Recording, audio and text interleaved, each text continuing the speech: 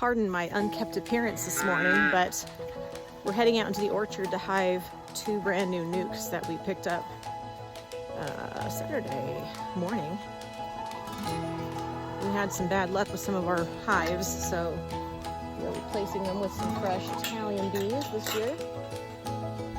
Just 2 for this orchard. I don't want to overdo it because we usually put the mason bees out here, so it should be fine because honeybees fly much farther than mason bees do. So it's a beautiful morning. Smoker Eric's got some, what did you put in there, like apple chips? Oak smoking chips. It smells divine. So let me show you our setup out here. Eric built a new table using I don't know, what is that method? Timber framing, like traditional timber framing, which looks pretty cool. So it's supposed to be very strong to replace our old bee box or a bee bench.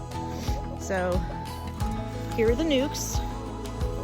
The bees are very quiet because it's still pretty cool out. That's why we're doing it now, is to get them in there. And once the sun hits the hive boxes, they'll get pretty active.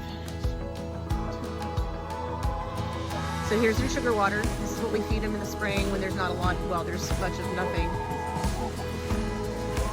Pollen? That's good. They're getting it from somewhere. But this is usually when we don't have a lot of forage, so we've only seen a few dandelions. That's certainly not enough. And you can see the orchard is not even blooming yet. So we need to make sure they have food. The sun's coming out, so we're gonna put up